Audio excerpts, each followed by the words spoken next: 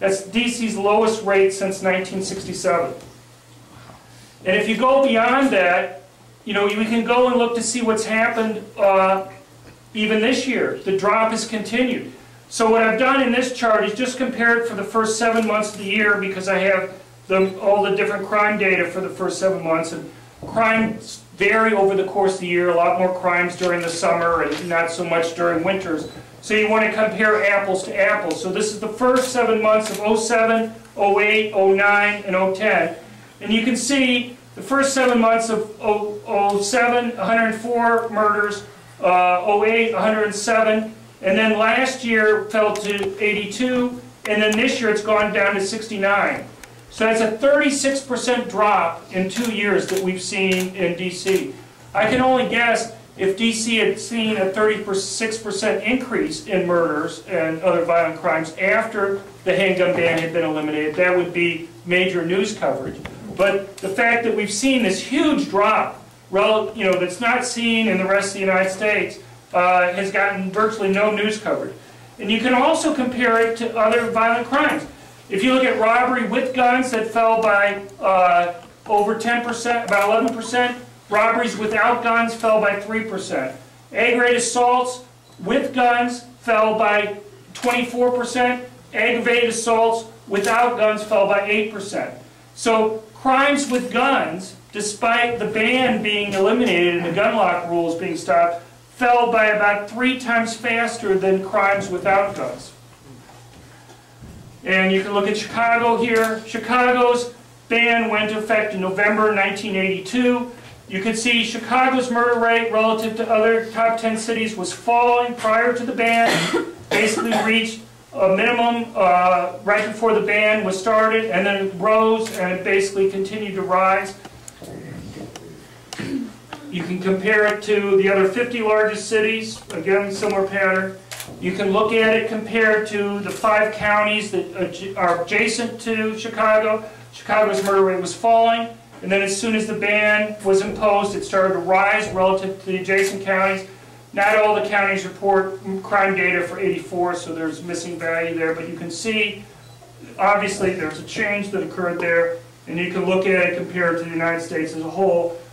Murder rates were clearly falling in Chicago relative to the United States, right up until the ban was imposed, and then it increased. A very substantial increase, even right away after the ban was imposed there. Now, you know, I'm not going to go and argue that any one particular country, proves a lot here. You know, there are lots of other factors that one can talk about here, but at least, and I do try to control for the hundreds of factors that I control for my book, More Guns, Less Crime, but even after controlling for them, you still see Chicago and Washington, D.C. showing these increases. I'm just trying to show you very simple comparisons by showing how their murder rates, and I can show you their violent crime rates, rose relative to other similar cities. Well, how about around the world? How about island nations? I'll just show you a few graphs from island nations here after they had their bans.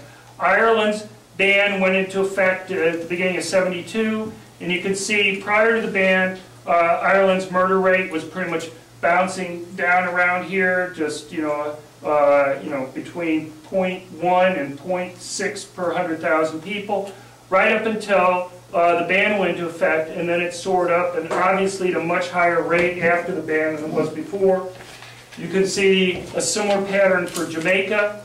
Now, obviously, somebody can go and point to, they can say, well, we have worse drug wars afterwards than before, and I'm more than happy to say that there are differences that are occurring here. But it surely didn't stop the problems that they were having there. And the fact that this, even if you think you can come up with a story in 1 or 2 of these places, the fact that it's so consistent should be concerned. And here's England and Wales.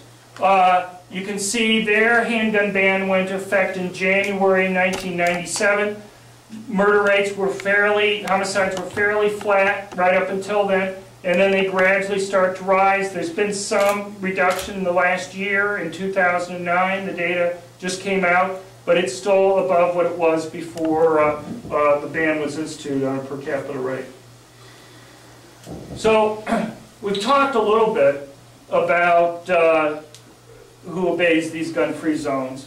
So I kind of skipped that. But what's Bill Landis at the University of Chicago and I looked at all the multiple victim public shootings from 1977 through 1999. My third edition of More Guns, Less Crime updates that discussion some. But there are a couple interesting things I think we found.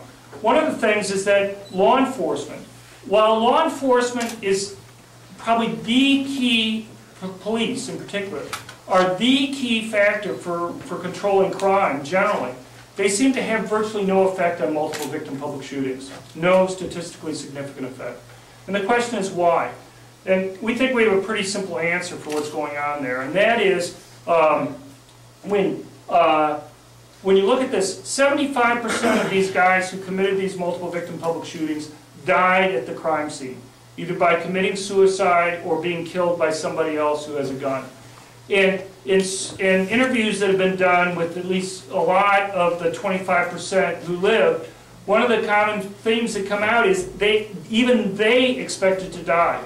What happened was they just weren't able to go and bring themselves to commit suicide when they actually had to go and do it. They couldn't actually kill themselves. So why is this important for what impact law enforcement has? Because arrest rates, conviction rates, prison sentence lengths, the death penalty, all those affect murder rates generally or other violent crimes. The reason why they don't affect these multiple victim public shootings is because law enforcement works by punishing people after the fact. And if people believe with virtual certainty that they're going to die before they engage in these attacks, the fact that you're threatening them with more certain or more severe punishment afterwards really doesn't do very much to them in terms of convincing them not to do it. Now, one of the things that was also interesting is the huge impact Bill and I found from right to carry laws on multiple victim public shootings. We looked at 13 different types of gun control laws. We had demographic variables, poverty, income, education, you name it, hundreds of factors that were there. But of the 13 types of gun control laws that we looked at, the only one that seemed to have any statistical impact on multiple victim public shootings was the passage of right to carry laws, and it was huge. Basically, after states pass these laws, there's about a 60% drop in the number of multiple victim public shootings, the rate, and there's a 79% drop in the rate at which people are killed or injured from these attacks. But if you look at murders generally, there's only about a 1.5% drop in murder rates for each additional year that the laws are in effect. Why is it so much bigger for this particular type of crime? And again, it's pretty simple. It's just a question of deterrence. What I and other researchers find is that as the probability that you're going to be able to stop a criminal increases, you see them commit less crimes. And so in this case, let's say I have 5% of the adult population with concealed handgun permits. If you're talking about a place that in a dark alley or a parking lot where there's one victim and a criminal comes up to them, that represents some risk to the criminal, and you see some deterrence. But in this room, I suppose, we have like 120 people or 100 plus people in this room and the overflow in the back. Even if there was only a couple % chance that any one individual here had a concealed handgun permit, assuming the probabilities were independent, what would be the probability that at least one person would have a concealed handgun? Probability would be 100%, right? And in fact, it'd probably be over 100% that you have more than 2 people with permit concealed handguns. 2 people who would be unknown to the attacker about whether or not the people were going to be able to go and defend themselves or not. And so you see this much greater reduction in the rate at which these crimes occur compared to murders generally, simply because the probability that somebody's going to be there to stop these attacks is so much greater.